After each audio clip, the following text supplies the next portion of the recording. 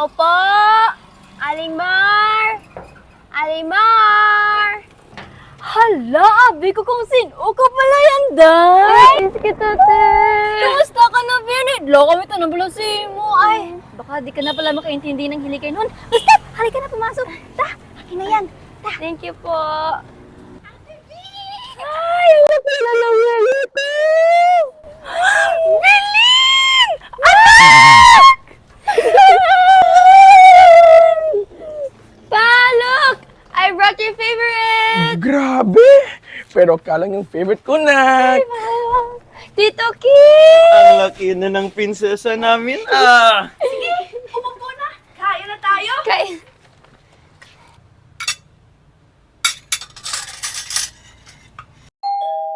Ay, may order pala tayo ng pizza. Teka. Huwag naman. Akan. Ah, sige. Bida delivery po! Bida ang say.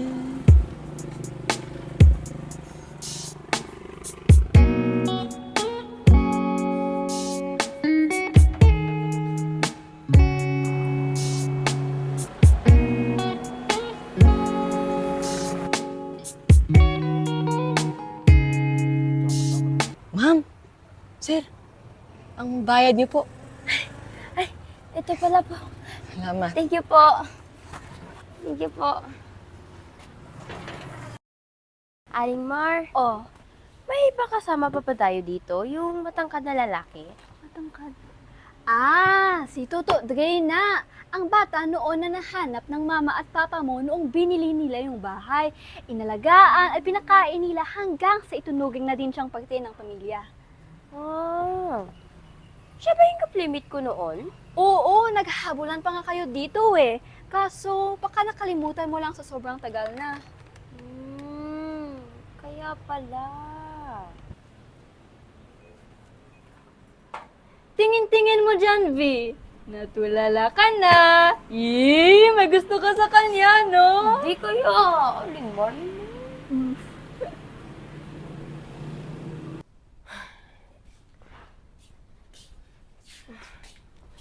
Ay, saan siya?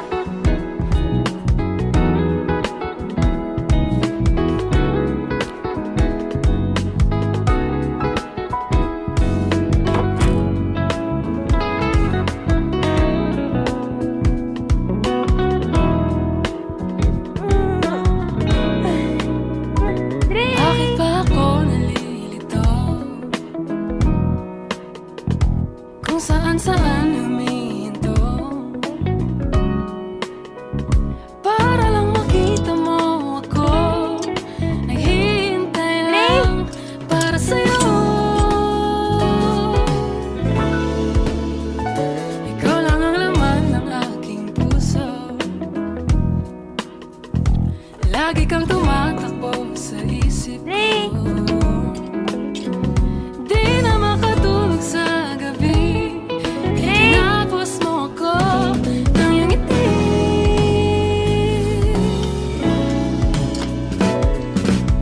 Flying kiss ba yun? Ilan kayang bituin? Aling Mar. Ano nangyari? Nakakahiya. Bakit? Basta. Pero te, lagi ba nag-flying kiss?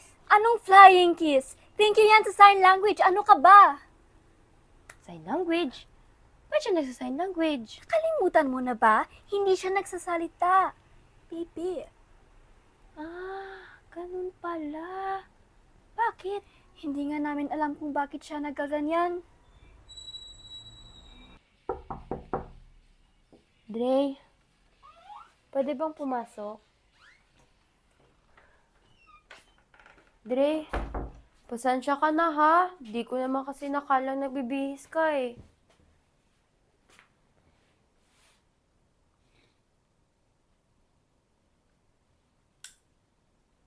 Sigurado ka ha? Baka ano pang sabihin mo? Ay, di ka pa nagsasalita. Sorry. Kamusta ka na? Tagal na pala natin hindi nagkita, no? 10 years na ba? Tangkad mo na. Ako nga, parang 10 years old pa rin.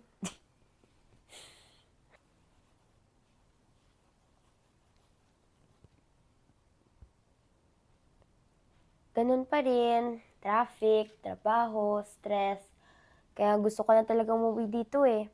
Kaso sa Maynila, sigurado yung hanap buhay mo dun. Soon, dadaling ko sila mama, papa, aling Mar, para malagaan ko rin sila na maayos. Pero matagal pa naman yun. Ikaw, okay ka lang ba dito sa bahay?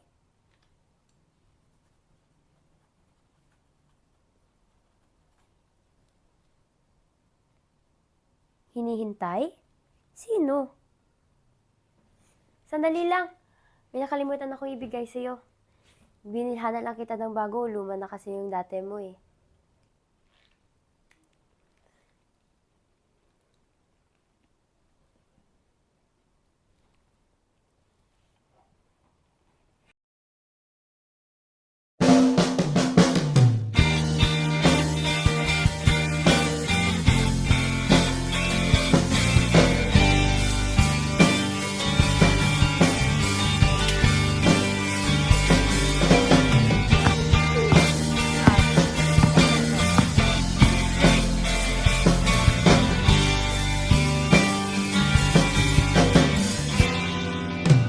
Labis na naiinip, nayaya mo sa bawat saglit.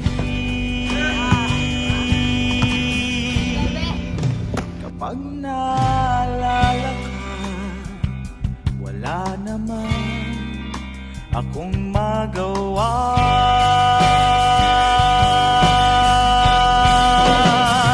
Umuwi ka na baby, di na ako sanay nang wala ka. Mahirap ang mag-isa,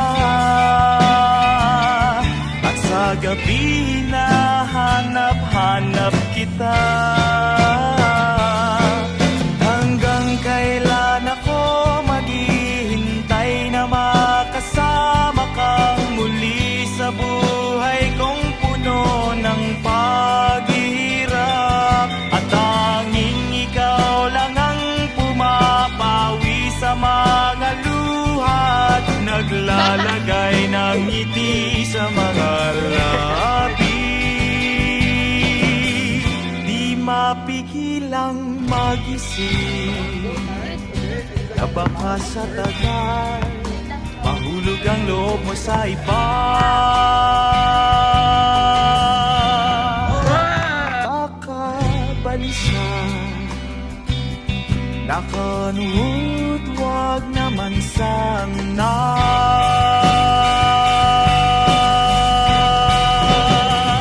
Umuwi ka na baby, di na ako sanay nang wala ka. Mahirap ang mag-isa, at sa gabi na hanap-hanap kita.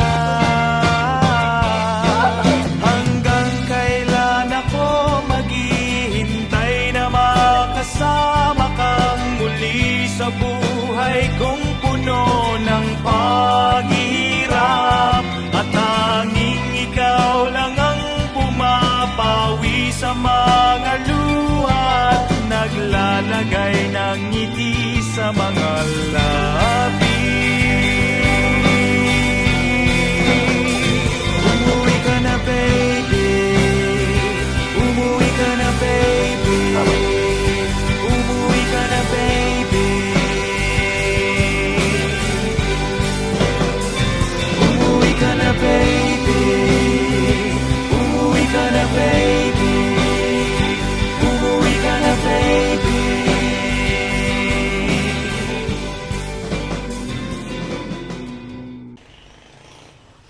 Ang sarap naman niluluto niyo, Dre at Velin!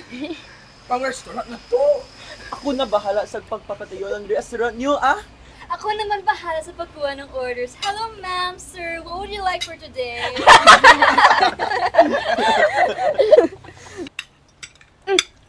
Nga pala, bago ko makalimutan, may sasabihin kami ng daddy mo. Ano po yon? Ibebenta na namin yung bahay, V.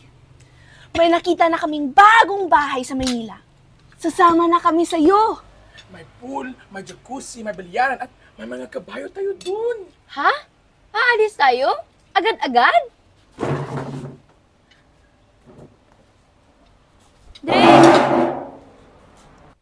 Dre! Mag-usap nga tayo. May problema ba?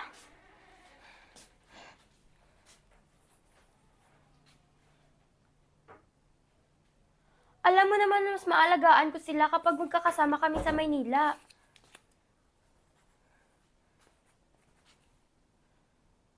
Ayaw mo bang mahanap yung pamilya mo, Dre?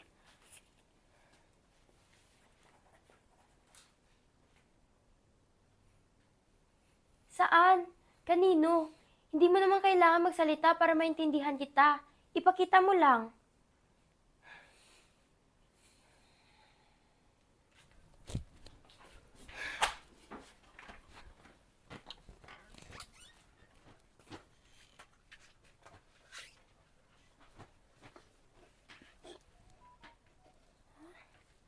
Ano to?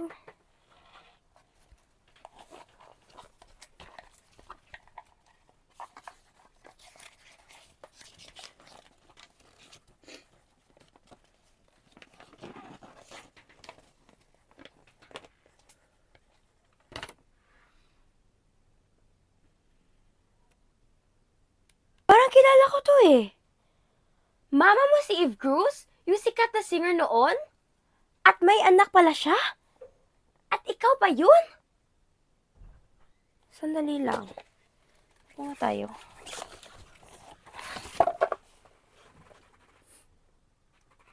Dre, itinanggi niya raw ang balita na may anak siya noon. At may pamilya na siya ngayon.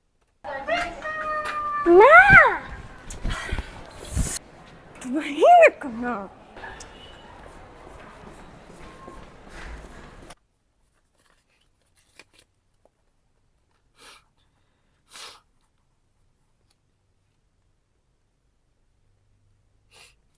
Nandito na ako. Makikinig sa'yo. Hindi kita iiwan. Hanggang kailan.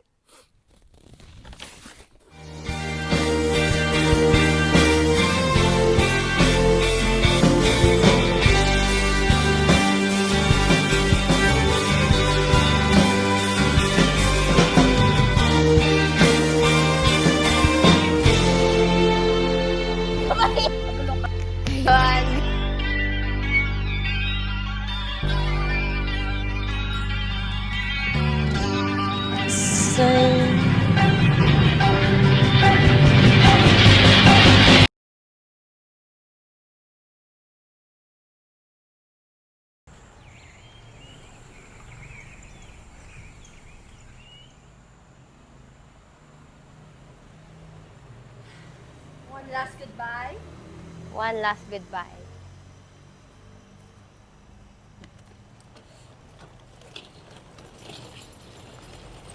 V!